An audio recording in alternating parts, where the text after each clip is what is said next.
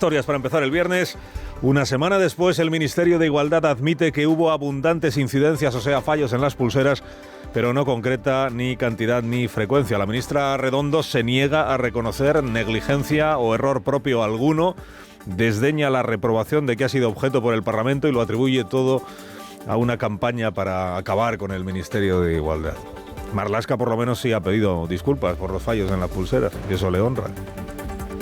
Estará Begoña Gómez mañana por la tarde en el juzgado de Peinado para ser informada del juicio por malversación y conjurado. Pues eso es lo que se espera.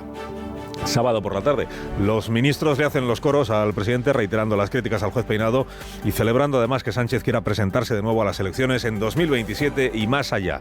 Todo en orden, y sin bloque de investidura y sin proyecto de presupuesto, pero todo en orden. Y la Asamblea de la ONU, que aguarda la intervención de Netanyahu después de escuchar al presidente de la Autoridad Nacional Palestina renegar de Hamás y exigir a Israel que cese en la utilización del hambre como arma de opresión.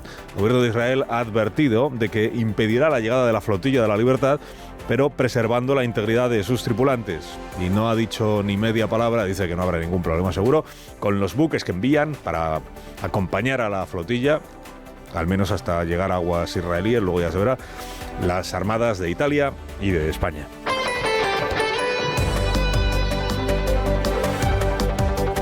Bueno, el Ministerio de Igualdad, 8 días después de que empezara a conocerse por la memoria anual de la Fiscalía General del Estado del asunto de las pulseras antimaltrato, ha admitido que aunque el sistema nunca dejó de funcionar, los fallos en las pulseras que llevan los maltratadores y en los dispositivos telemáticos que llevan las mujeres amenazadas, los fallos sí se produjeron y sí hubo incidencias.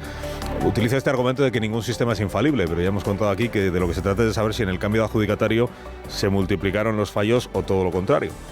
Y parece que en efecto se multiplicaron los fallos y los errores. Dirá usted, entonces la ministra Ana Redondo, ministra de Igualdad, ha admitido ya algún error suyo, alguna negligencia suya, aunque solo sea en la manera de afrontar esta crisis los últimos 8 días. Pues no en absoluto, no en absoluto. La ministra Ana Redondo incluso ayer hizo esta medio broma de decir, presentarse en un acto público diciendo, os habla una ministra reprobada, como si fuera un motivo de orgullo y como si la reprobación del Congreso de los Diputados hubiera sido por consecuencia de una campaña de las derechas para acabar con el Ministerio de Igualdad, en lugar de una crítica a la gestión que ella, no el Ministerio de Igualdad, ella, la ministra, ha realizado en esta última semana. Os dirige la palabra una ministra reprobada y sí que me gustaría agradecer tanto apoyo que he sentido y he recibido, tanto cariño y tanta comprensión. Somos incómodas, el Ministerio siempre ha estado en cuestión, las políticas de igualdad siempre han estado en la diana y no van a parar. Pues esto se llama presentarse como una víctima de una conjura o de una conspiración, cuando en realidad lo que se ha juzgado en la opinión pública y también en el Congreso de los Diputados, con la abstención de algunos socios del Gobierno, por cierto, esta semana, es la gestión de ella, de la ministra Ana Redondo. Hoy en los diarios se dice mucho que la delegada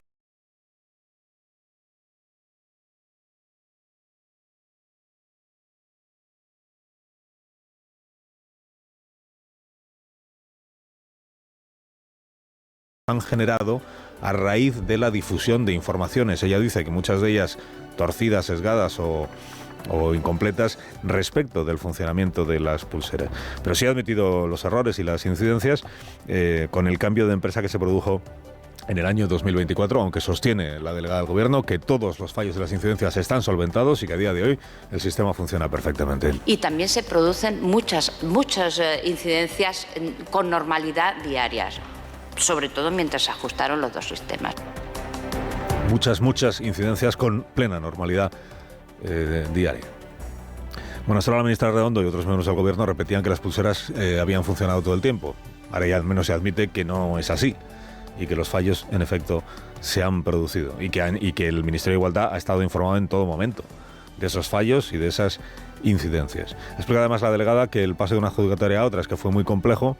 Hoy cuenta el diario El Mundo que en su día, antes de este cambio de contratación, de adjudicación, cuando todavía era ministra Irene Montero, en realidad lo que el Ministerio de Igualdad solicitó fueron 45 millones de euros adicionales para poder fabricar los dispositivos telemáticos, alegando que no es un producto que esté, digamos, de manera habitual en el mercado, que no estaba en el mercado en aquel momento, pero que al final, no se sabe muy bien por qué, se abandonó esa pretensión de producir los dispositivos y se acudió a China a comprar allí lo que en realidad son dispositivos pensados para la teleasistencia a las personas mayores y modificados para poderles dar este otro uso o esta otra utilidad.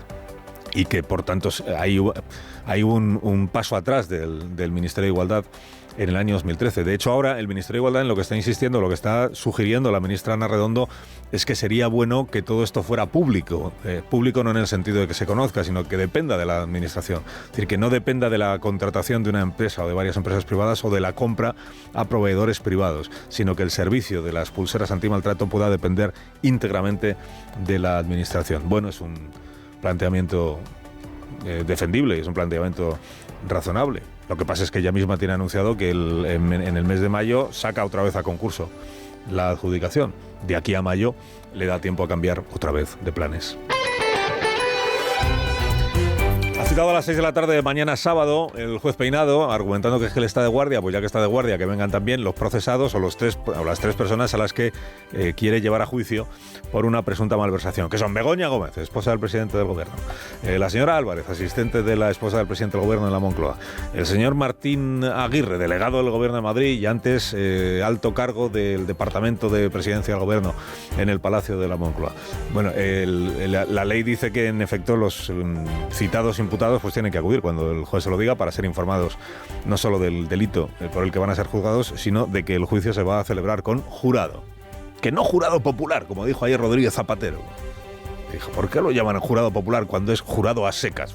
Pues efectivamente, jurado a secas. Bueno, está abierto el debate y además el PSOE tiene mucho interés en que se alimente mucho este debate respecto de si un caso como este debe o no ser juzgado por el jurado. O sea, por un grupo de ciudadanos en lugar de por un tribunal profesional. Y está insistiendo mucho, naturalmente, todo el gobierno, algunos ministros en concreto, que son los que nunca quieren pecar por defecto sabiendo cómo es el presidente, están insistiendo mucho en que el caso no tiene ni pies ni cabeza, que no hay ninguna razón para llevar a juicio a Begoña Gómez. Ayer llegó a decir Óscar López que él siempre es muy respetuoso con los jueces, pero que es que este caso no tiene empase. Bueno, es tan respetuoso que al juez Peinado lo ha llamado prevaricador más de una vez, pero bueno, desde el respeto absoluto, se entiende. Y que no tiene sentido esto del jurado para Begoña Gómez. Es que es una más de una instrucción verdaderamente ridícula, espantosa, que se viene haciendo durante un año. ¿Cuántas decisiones ha tomado ya el juez Peinado que son absolutamente estrambóticas? Yo lo he dicho en muchas ocasiones, yo no califico a una persona, mucho menos a un juez, pero si hubiera que escribir un manual de derecho de lo que no se hace en una instrucción judicial, Peinado sería el maestro. Yo no califico a una persona y mucho menos a un juez, pues vamos a ver. Óscar López califica a personas todos los días y hace bien, en su derecho está. Pero es que a este juez en concreto le llama prevaricador. Dice, pero no califico, solo le imputo un delito, pero no califico. Bueno, el juez Peinado ha pedido, por cierto, a la UCO que un informe sobre los más de 200 correos electrónicos que ha aportado a la causa quien fue vicerrector de la Universidad Complutense, el señor Doadrio, y en los que basa el juez los indicios de la malversación. Pues otro informe más que queda para que haga la UCO. Y después de que Pedro Sánchez dijera en una de las múltiples entrevistas que ha concedido a los medios de comunicación allí en Nueva York, son mucho mejores los medios de comunicación en Nueva York que nosotros aquí en España, porque allí sí consiguen entrevistas con Sánchez, aquí no hay manera.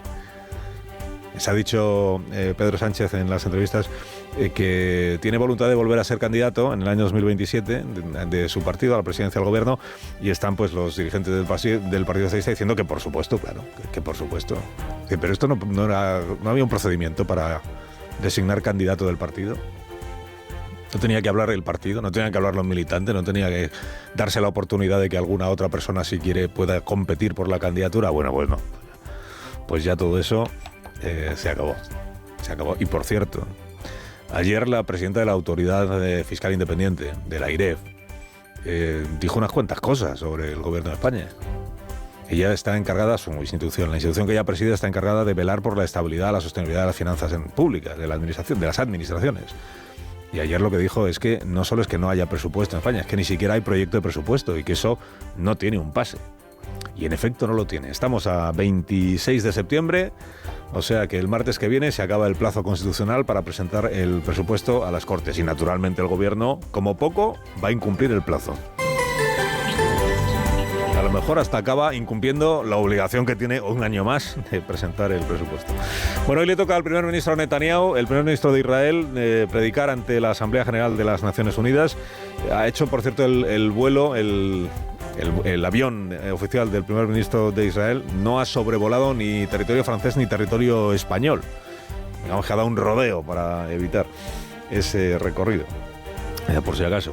Bueno, a ver qué dice Netanyahu. Tampoco parece que vaya a dar ninguna sorpresa y seguramente pues va a cargar contra todos aquellos gobiernos que reconocen el Estado palestino, que son más de 150 de los países representados en Naciones Unidas, y seguramente va a cargar contra la Unión Europea y sobre todo contra aquellos, no sé si nombrará a Sánchez o no, pero contra aquellos gobiernos que califican de genocidio lo que él está haciendo en Gaza, territorio palestino. Ayer quien habló fue el presidente de la Autoridad Nacional Palestina, que es Abu Mahmoud Abbas, que lo que ha hecho es renegar de Hamás una vez más y renegar del terrorismo de Hamás, pero también criticar abiertamente, claro, al gobierno de Israel y celebrar que cada vez sean más países los que están reconociendo la el Estado palestino. La Autoridad Nacional Palestina es quien gobierna en Cisjordania, no en Gaza, que es donde gobierna Hamás. Y mientras tanto sigue adelante el avance, sigue avanzando la flotilla la flotilla de la libertad o la flotilla de la paz, estas embarcaciones en las que van voluntarios, va Greta Thunberg, pero va más gente, van voluntarios que quieren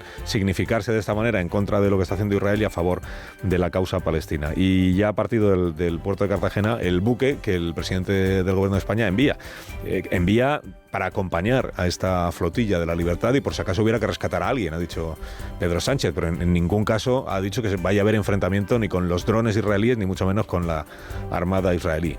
Menos mal.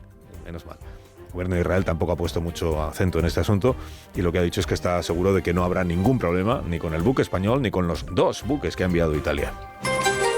Alsina en Onda Cero. De parte de Renfe le